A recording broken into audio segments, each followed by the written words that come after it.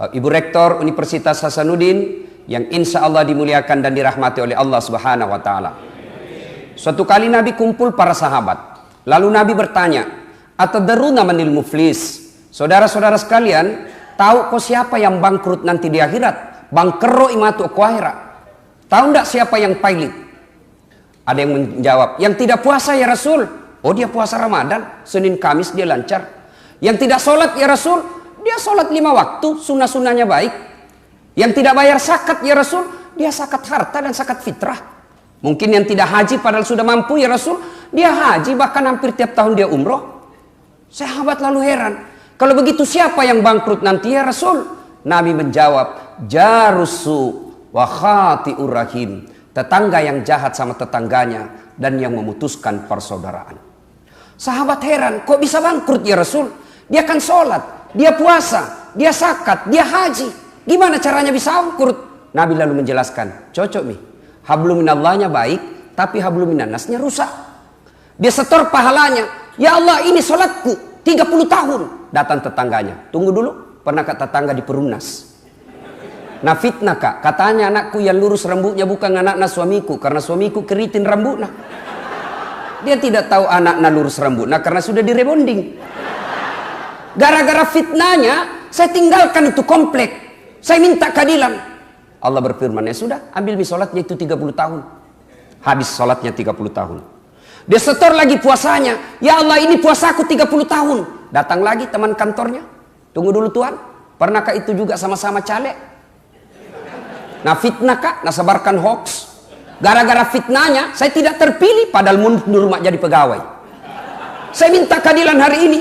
Allah berfirman, ya sudah, ambil puasanya 30 tahun. Habis sholat, habis puasa, dia setor lagi zakatnya. Ya Allah, ini zakatku. Datang lagi, tunggu dulu, pernah tahu nggak tetangga di Tok Dopuli? Nah serobot itu tanahku 1 meter, mau kak lawan ki polisi? Sudah nih, pas Rama, setiap tahun banjir rumahku. Kenapa? Setiap hujan ada gotku, nah ambil tanahku. Saya minta keadilan. Allah berfirman, sudah, ambil hajinya. Habis amalnya pak.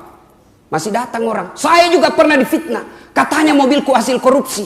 Gara-gara fitnahnya, saya dipecat. Saya minta keadilan hari ini.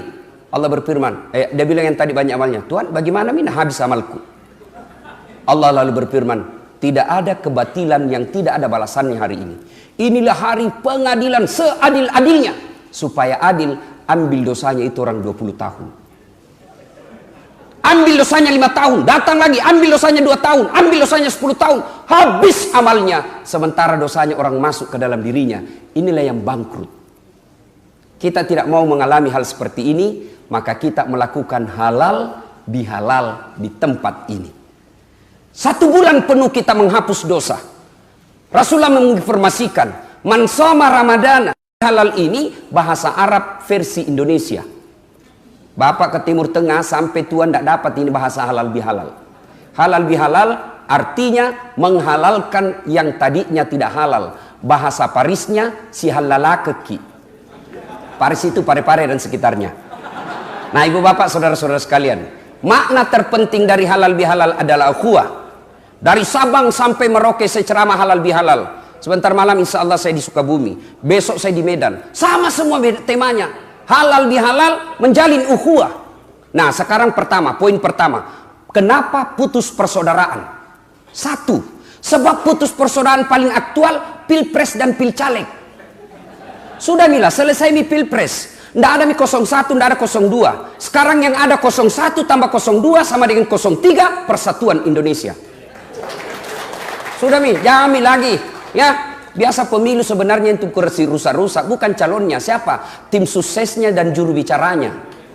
Disinilah hebatnya Pak JK punya juru bicara Hussein Abdullah. Masya Allah. Doa. Serius Pak, Bapak kita sering lihat di ILC bagaimana Pak Hussein Abdullah dengan keahlian komunikasi mampu mematahkan lawan-lawan politik. 2. Yang menyebabkan putusnya persaudaraan. Yang kedua, sombong. Apakah sombong berpakaian mahal? Belum tentu. Bapak pejabat punya emas, pula Rolex, pula berlian, pakai supaya orang tidak menghina Bapak. Apa itu sombong? menganggap remeh orang lain, dan menolak kebenaran. Itu kata Nabi. Ibu-ibu pakai emas, pakai. Kalau perlu tulis berlian. Tapi kapan dia sombong? Ketika kau pandang enteng orang palsu. Motongi pakai emas baru palsu. Sombong. Bapak pakai baju krokodil, cap buaya. Katanya kalau asli kepalanya menghadap ke dalam, kalau palsu menghadap keluar. Jadi buaya darat. Apa sombong? Belum tentu. Silahkan pakai. Itu rezeki dari Allah. Tapi jangan kau remehkan orang miskin. Kapan disebut sombong? Apa sebab sombong? Kata Nabi. Buka kitab hadis. Sombong 4 penyebabnya. 1, bertambahnya ilmu. Ini para guru besar, para dosen yang banyak gelarnya bisa sombong. Lain saya bos. Tuh. Coba ada yang bilang, kenapa itu Ustaz? Napasan dokter di depan, PhD di belakang. Nah sama Ji, beda bos. Dokter itu di depan, dokter syariah hukum Islamku. Yang PhD ku itu komunikasi. Sombong? Tidak, klarifikasi. Ayo Pak. Jangan sombong gara-gara ilmu. Ustadz bisa sombong. Adakah Ustadz sombong? Sekarang banyak saya lihat Ustadz sombong. Baru belajar agama 6 bulan. Itu pun melalui YouTube. Nah kasih salah semua orang. Halal bihalal bid'ah, tidak ada pada zaman Nabi. Maulid bid'ah, Isra Mi'raj bid'ah, taksiyah bid'ah, jabat tangan selesai sholat bid'ah, doa bersama bid'ah. Kalau begitu, jangan kau juga pakai mic ceramah. Kenapa? Tidak ada mic pada zaman Nabi. Apa? Ceramah makin tidak pakai mic. Mana mau disampai di sana Pak? Ayo, jangan sombong gara-gara ilmu. Allah jelaskan, wa ma utitu minal ilm illa qalila. Saya tidak berikan kamu ilmu kecuali sangat sedikit. Lalu apa yang kita mau sombongkan dengan gelar-gelar kita? Ada orang banyak sekali gelarnya, sombong. Pas begitu dekat pensiun, mulai pikun-pikun. Diprotes sama istrinya. Pak, biasanya kalau mau kopi mengajar, kau cium-cium jidatku. Ini mau 2 minggu, tidak pernah kau cium. Langsung dia bilang dalam hatinya suaminya, berarti siapa kau cium selama ini? Ternyata pembantunya. Jangan sombong gara-gara ilmu. Yang kedua, penyebab sombong. Yang kedua, penyebab datangnya sombong. Setelah ilmu, apa kata Nabi? Bertambahnya pangkat jabatan. Jangan sombong gara-gara pangkat. Dekan, rektor, berapa rektor di Unhas? Ayo, pas pampres, kok sombong bos, pensiun, wabillahi taufiq wal hidayah. Keluar, bupati, apa mau sombong? 5 tahun, paling nyaman 10 tahun. Setelah itu, wabillahi taufiq wal hidayah. Masuk kok bos, selesiko. Apa yang kita mau sombongkan dengan jabatan? Belajar dari kisah Quran. Ada orang sombong gara-gara ilmunya. Ada orang sombong gara-gara jabatannya. Fir'aun. Ada orang sombong karena kekayaannya, kata Nabi. Bertambahnya harta membuat sombong. Jangan sombong karena harta. Allah marah, dia titip penyakit dalam dirimu. Sehingga apa? Tidak ada bisa kau makan. Saya sering diundang orang kaya makan. Uangnya miliaran. Tapi begitu berhadapan meja makan, apa nak pikir? Asam urat, kolesterol, lemak. Dilarang makan daging. Dilarang makan nasi. Dilarang makan gula. Dilarang makan garam. Dilarang makan daging. Apa yang bisa nak makan? Ubi rebus. Warna 7 miliar ubi rebus bisa nak makan. Jangan sombong, marah Allah. Yang keempat, penyebab datangnya sombong, kata Nabi, adalah bertambahnya ibadah. Yang tadinya malah sholat tiba-tiba 5 waktu. Jangan sombong. Allah tidak senang orang sombong. Dalam hadits qudsi Allah jelaskan, ada 3 temannya setan di dunia. Satu di antaranya adalah ghaniyun mutakabbir, orang kaya yang sombong. Ilmuwan sombong, Allah tidak senang, temannya setan. Orang kaya sombong, temannya setan. Pejabat sombong, temannya setan. Tapi orang masih maklum, ia tahu wajar, kaya, tinggi pangkatnya, tinggi ilmunya, wajar. Tapi temannya setan. Ada juga orang kuliah, tidak terkenal, pengangguran, tidak ada kerjanya, jelek mukanya, bau kalipana, sombong lagi. Bukan temannya setan, kau sudah jadi setan bos. Ibu bapak, saudara-saudara sekalian. Yang ketiga, sebab putusnya persaudaraan. Yang ketiga, tadi 1 pemilu. Yang kedua kesombongan. Yang ketiga sangka buruk. Jangan Pak. Jangankan sebuah negara, rumah tangga saja tidak akan pernah akur ketika suami istri saling sangka buruk. Telepon suaminya tidak dijawab, sangka buruk. Telepon istrinya tidak dijawab, sangka buruk, maka tidak akan tenang. Coba kalau ditelepon suami tidak dijawab, oh suamiku lagi sholat duha. Enak perasaan. Tiba-tiba masuk WhatsApp, kulihat suamimu bonceng cewek, jadi nak, sangka baik. Oh, maghrib ki kodong suamiku. Tenang perasaan. Tiba-tiba kita dimutasi, yang tadinya kepala dinas, yang tadinya kita staf dirjen, tiba-tiba non-job, sangka baik.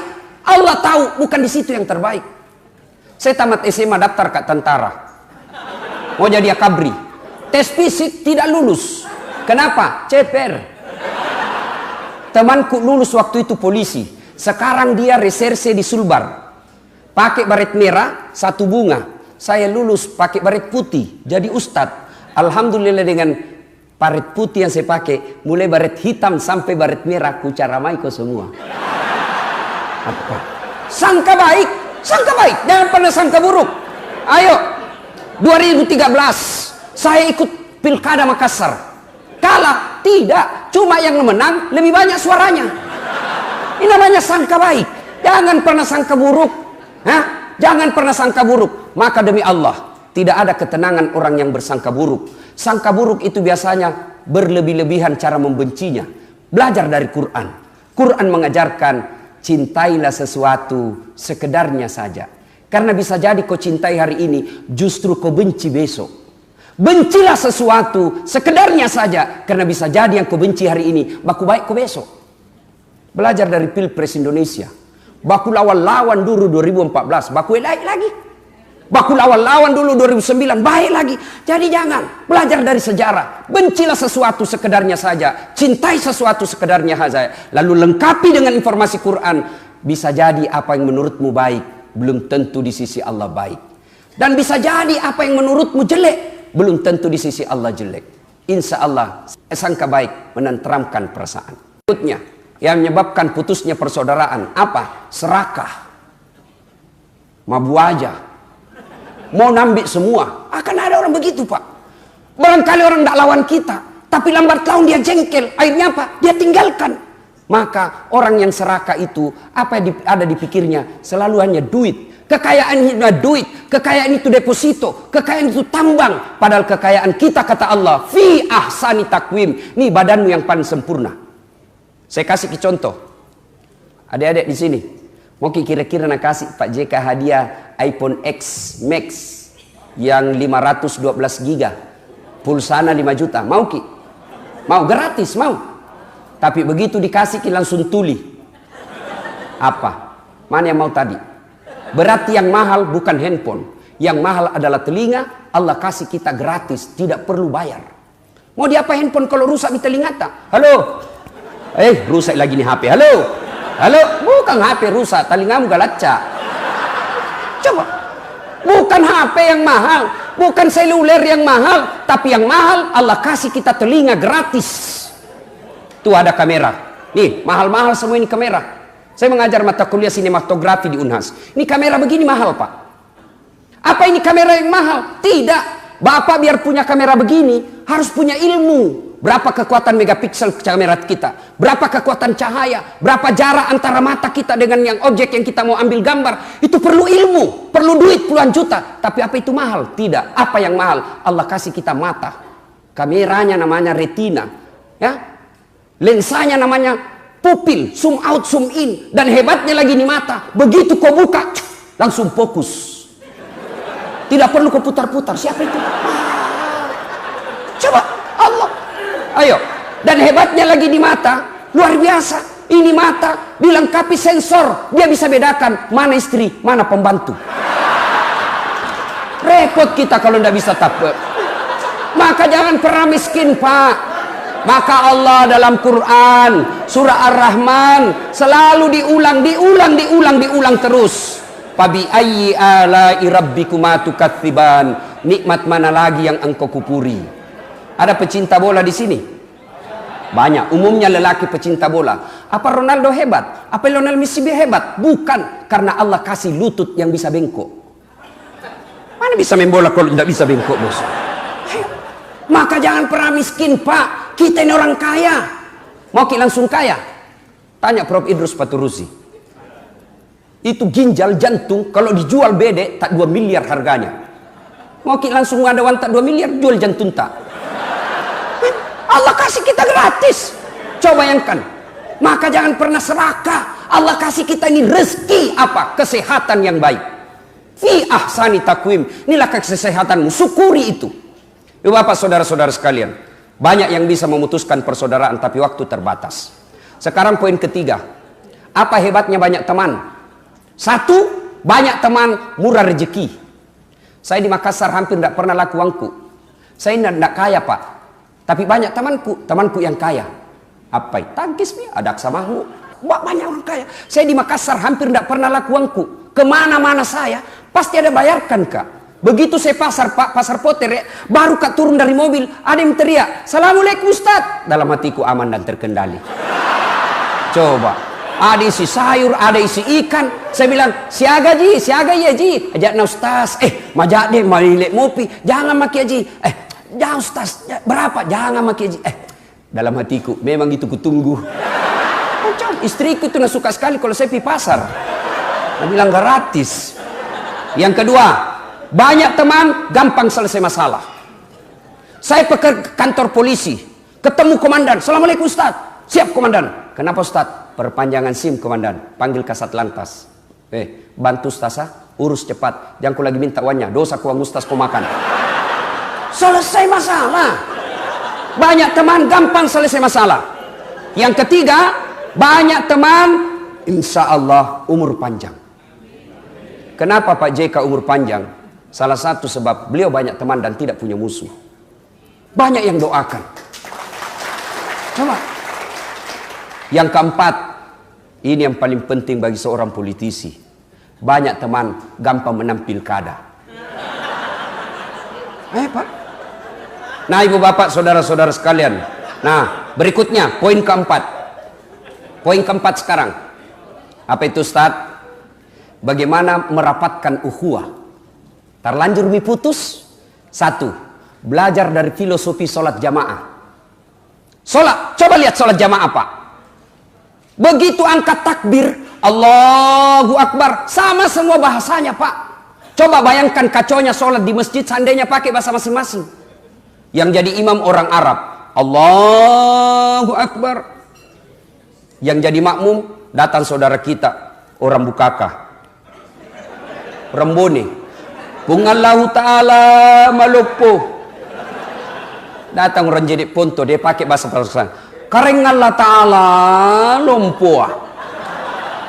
Datang orang Toraja, dia pakai bahasanya mu'allab. Pung Allah Ta'ala Tonggo Gajah. Terakhir datang orang Padang, sepupunya Ibu Wapres. Allah nan gadang. Oh, terakhir sekali anak gaul dari Betawi, dia takbir pakai bahasa gaul. Allah gede banget gitu loh. Coba, baru takbir kacau. Coba. Belajar dari filosofi sholat berjamaah. Coba indahnya tadi kita lihat tari-tarian. 4 suku tidak perlu menciptakan tarian yang harmonis. Belajar dari situ Pak. Jalan jamaah. Yang kedua, untuk memupukkan persaudaraan, filosofi sholat jamaah. Dalam sholat jamaah ada yang disebut kesetaraan. Orang ribut Pak kalau tidak ada kesetaraan, ketidakadilan. Pasti ribut. Coba lihat orang sholat. Mau jenderal, mau kopral. Kalau cepat datang depan. Nah, ini ibu bapak saudara-saudara sekalian. Kemudian belajar dari sholat jamaah. Ketika sholat jamaah, jangan pernah ganggu orang. Mana ada orang ganggu orang sholat berjamaah? Maka rukun kita. Boleh punya mazhab, silakan. Tapi jangan kau ganggu dan jangan kau salahkan mazhabnya orang. Kan ada itu begitu. Baru takbir nak ganggu dia memaki. Allah. Kayak baca Al-Fatihah kayak mau gigit telinga tak. Bismillahirrahmanirrahim. Tidak boleh itu dalam sholat jamaah. Ada memang begitu. Kemudian apa? Dalam sholat berjamaah ada yang disebut tenggang rasa. Coba, ketika jamaah Nabi jelaskan kalau kau jadi imam, ringkaskan bacaan solatmu. Yang kedua kata Nabi, kalau kau jadi imam, baca yang umumnya orang hafal. Ini banyak tong imam sekarang telekang. Baru ngangkat takbir lama memang nih. Agak aja itu namuakak mau dibawa bos. Ini pula takbir lama memang nih. Nanti dia bilang hebat kalau dia baca surah yang panjang-panjang. Itulah sebabnya ketika kita sebelum angkat takbir, imam dianjurkan salat jami' rahimakumullah. Untuk apa? Inspeksi pasukan. Lihat Ki, kalau banyak yang pensiun di dalam, jangan lama-lama. Yang kedua kata Nabi, baca yang umumnya orang hafal. Tujuannya apa? Satu, umumnya orang hafal. Supaya apa? Supaya orang khusyuk dalam bacaanmu. Coba kalau imam membaca wadduha, anak-anak juga ikut. Kul huwallah, anak-anak ikut. Kenapa? Nah hafal. Tapi begitu imam membaca surah Al-Anfal ayat 19 sampai 32, dia khusyuk dengan bacaannya, kita khusyuk dengan hayalanta. Mau ki ikut, tidak dihafal. Mau ki ruku, belum selesai, terpaksa dibaca semua di dinding masjid. Pengurus masjid Al-Markas Al-Islami, coba, iya toh? Selesai itu mau ki berhenti, belum pi juga, belum selesai, dibaca lagi apa? Kalender kerukunan keluarga Bone.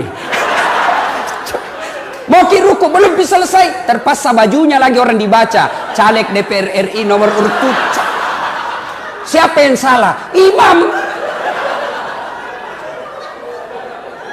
Berikutnya kata Nabi, bacalah yang umumnya orang hafal. Yang kedua tujuannya apa? Supaya begitu salah imam, ada yang bisa luruskan. Coba, salah satu sebab kokohnya kepemimpinan Pak Jokowi dan JK karena disokong oleh hebatnya Pak Yusuf Kalla. Ya, dalam asas salat jamaah, tidak boleh orang piti-piti itu di belakang imam, tidak boleh bos. Yang di belakangnya imam pada zaman Nabi itu 4 sahabat utama. Tidak boleh. Kenapa? Begitu salah imam, ini yang di belakang bertanggung jawab. Piti-piti langsung masuk, salah imam, apa? Saya ada cerita Pak, waktu ku kecil SMP, sujud siang asar. Kenapa lama sekali ini imam? Ternyata mau 1 menit belum pindah. Ada temanku nangka kepalanya, wih hilang imam. Ternyata keluar melalui pintu kiri. Selesai sholat ditanya, kenapa ki keluar Pak Imam? Metuk kana. Dia bilang kentut kak. Pak Imam lain kali kalau kentut ki angkat kepalanya jamaah tak supaya dia lihat ki orang. Dia bilang sengaja kak nak kamalu kak kuliah. Kacau Pak. Ibu bapak saudara-saudara sekalian yang saya hormati, ini filosofi sholat jamaah. Kalau ini kita amalkan Pak, aman ini negara. Nah ibu bapak saudara-saudara sekalian, banyak yang ingin kita sampaikan, tapi waktu yang terbatas. Yang berikutnya menyambungkan persaudaraan itu setelah berjamaah. Yang berikutnya wal afina ilan nas, maafkan orang yang salah kepadamu. Belajar dari Rasulullah. Datang Rasulullah ke Taif, memohon bantuan orang Taif setelah dari Makkah dihina. Datang ke Taif, tapi apa sambutan orang-orang Taif? Dilempari Nabi. Siapa yang lempari Nabi? Bukan orang dewasa, anak-anak kecuping. Anak-anak kecil dilempari Nabi sampai robek dia punya pipi beliau. Datang malaikat Jibril menawarkan bantuan. Ya Muhammad, tak lewat-lewat ini. Karena itu kalau ada yang ganggu Muhammad itu Pak, langsung muncul itu malaikat Jibril seperti itu iklan Wani Piro. Ya langsung muncul. Jibril, kata Jibril, Muhammad, keterlaluan ini orang Taif.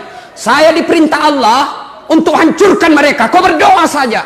Mendengar ini apa jawaban Nabi? Ya Jibril, kalau Allah ingin mengabulkan doaku, saya hanya berdoa, ya Allah, berikan mereka hidayah. Mereka memperlakukan seperti itu karena dia tidak tahu apa yang saya bawakan. Saya membawa hidayah buat mereka.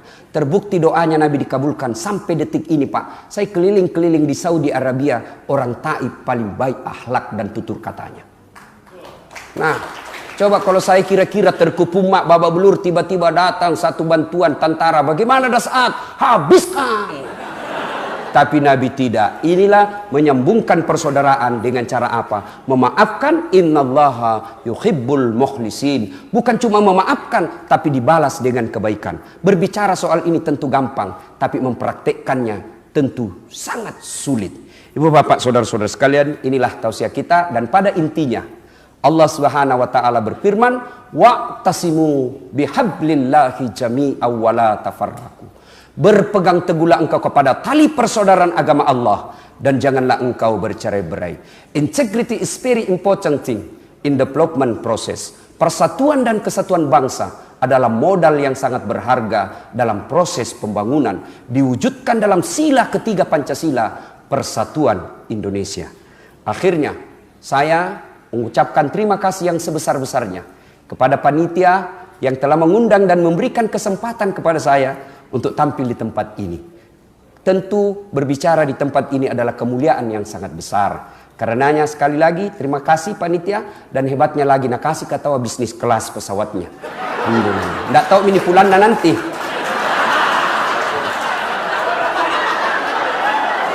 Yang kedua, tolong didengar baik-baik. Saya mewakili seluruh Sivitas Akademik Universitas Hasanuddin dan IKA Universitas Hasanuddin menyampaikan terima kasih dan penghargaan yang setinggi-tingginya kepada Ibu Hajah Mufidah Yusuf Kalla yang telah selama ini memelihara Pak Yusuf Kalla, mendampingi Yusuf Kalla, sehingga kami punya kebanggaan menjadi orang Sulawesi Selatan. Tanpa campur tangan dan bantuan Ibu, saya yakin Pak Yusuf Kalla tidak seperti sekarang ini. Fungsinya seorang wanita adalah mendampingi suami untuk menuju kesuksesan. Saya berdoa mudah-mudahan Ibu bahagia lahir batin, dan insya Allah di akhirat tetap dipertemukan menjadi suami yang mawaddah warahmah.